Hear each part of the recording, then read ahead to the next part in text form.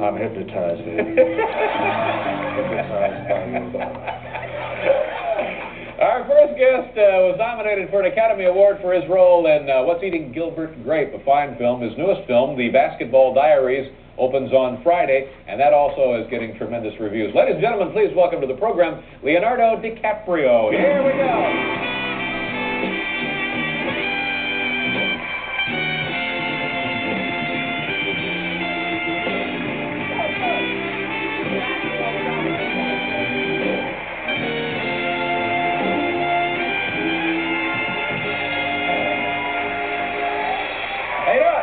I'm all right. How are you? Have you filed your income tax returns yet? No, I don't do my taxes. Oh. My mom does them for me. Is Mom reliable?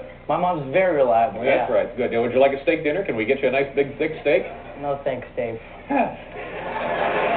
Tell me a little bit about your name, if you don't mind. Leonardo DiCaprio. It is a very rhythmic, very poetic sort of sounding name. Very nice. Well, Love that. thank you. Thank you Is very much. there a story about that? Your parents have something? Actually, I do have a story about my name. Let me hear it.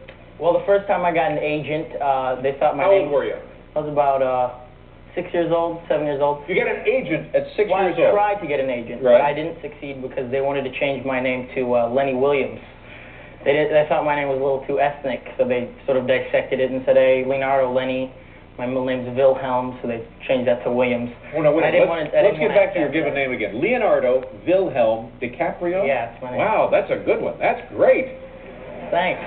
And why is it that your folks selected an Italian-sounding name and then a German-sounding name? And your well, my mother's German, my dad's Italian. There you go. There's an answer for every story in this life. All part of God's great plan, isn't it? So when you were 6 years old, how did you get into show business? What were you just like going to school, and then one day you said, I want to be in show business? Well, the first time was actually on TV. I was on TV at about 3 years old. Have you ever seen Romper Room? That television Are you kidding? Try and keep me away from Romper Room. Well, it was my favorite show at the time, and I just absolutely loved the show, and I used to sing the songs at home and everything. Let's hear one. And, oh, God. Come on. It's too far away. I can't remember. Come on, Wilhelm. Let's go, buddy. So I went on Romper Room, right, and I was completely excited.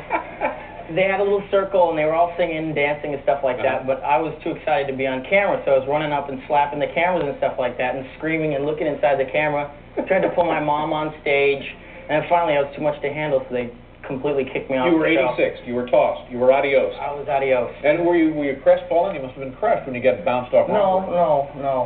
I was really. I saw myself on television. I was just like. You went crazy. Yeah, neurotic. It was beautiful. That happens to me almost every night right here. Are you really that excited? Yeah, I see. Oh my God!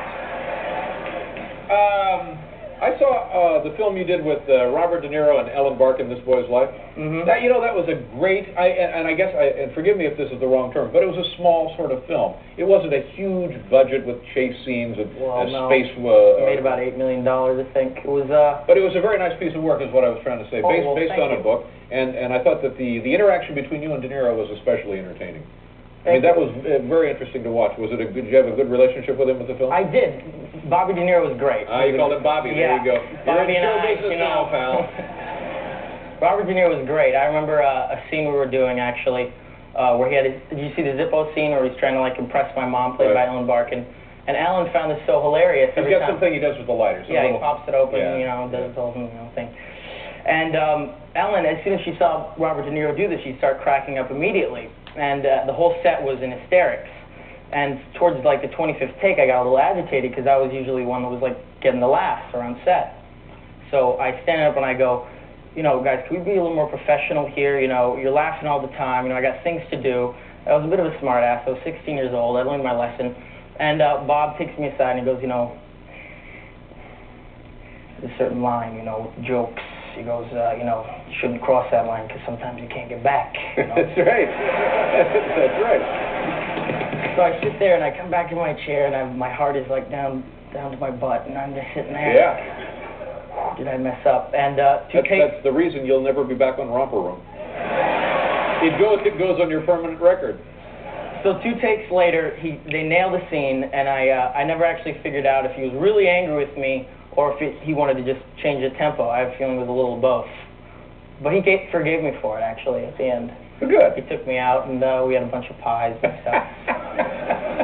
Stay right there. Can you stay right there? We're not done with you, son. I'll be You here. haven't been dismissed yet. We have to pause for a commercial. We'll be back here with Leonardo DiCaprio.